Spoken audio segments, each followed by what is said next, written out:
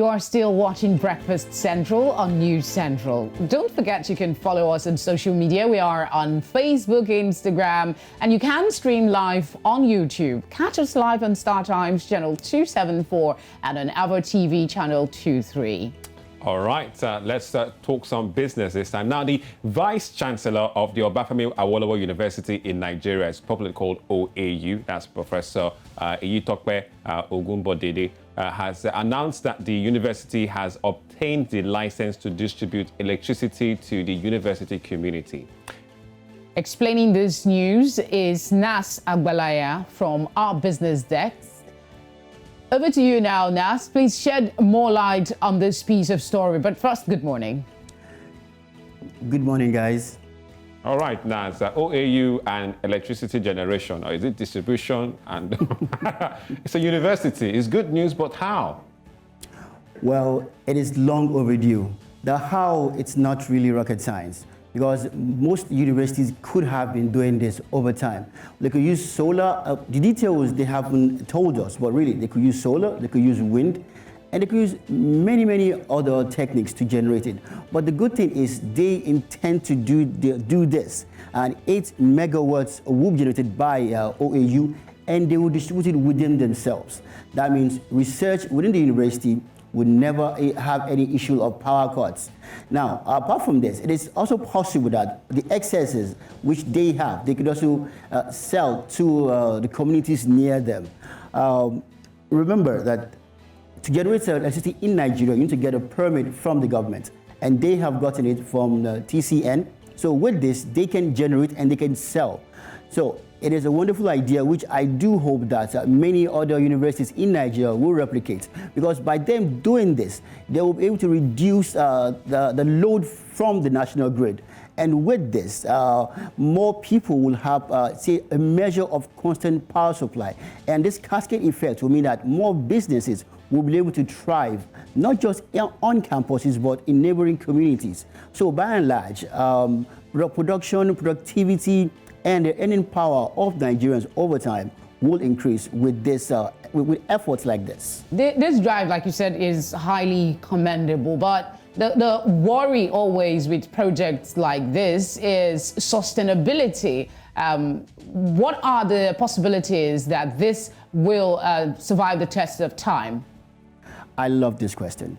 Now, it is sustainable, particularly if they intend to use renewable energy. It is abundant, it is natural. Now, wind, solar, we have it 24/7. So with this, they can generate it, they can send it, they can sell it throughout not just their communities, but also into neighboring communities. All right, thank you very much, but still stay with us, because we've got founder of Awaba, Tunji Andrews, always a regular on Breakfast Central. Tunji, good morning. Welcome back to the program. This one shocked me. University of Ife to get license to distribute electricity. And I'm really, wondering what would this mean for tariffs, basically, in electricity tariffs in the country? Should this project, kick off and be successful? There is still a problem with that. This would be is what we call an IPP, Independent Power Project. It's not. So if you understand the way the power situation in Nigeria is that every disco in Nigeria has its own catchment area. So they have been allotted a certain area where they are supposed to distribute into, and they have some sort of a monopoly to distribute to those places. So while this is a good initiative, and this is actually the way to be able to solve Nigeria's power problem, we don't just want OAU to be doing it, we want local communities to be doing it, we want estates to be doing it, so that the excess of what they have can be distributed to neighboring gatherings of people. But the local laws around electricity distribution and generation will and may hinder this OAU project. Some of the IPPs in Lagos already know and have been paying fines for this in the last couple of years. So I don't know how they're going to go about this, but there's still a lot to be done with the laws. Talking about a lot to be done, one thing is to get licensed. The other thing is to actually put the infrastructure that is needed. Do you have an idea where they are at with this? To be honest with you, power generation is not rocket science. In Germany, there is existing laws where if you are to plant something like an estate, then you have to be looking at power generation. And then if you have excess, then you then push it out into neighboring communities. It happens in most parts of Europe, so it's not rocket science. We've just decided to make ours very complex for us to be able to handle.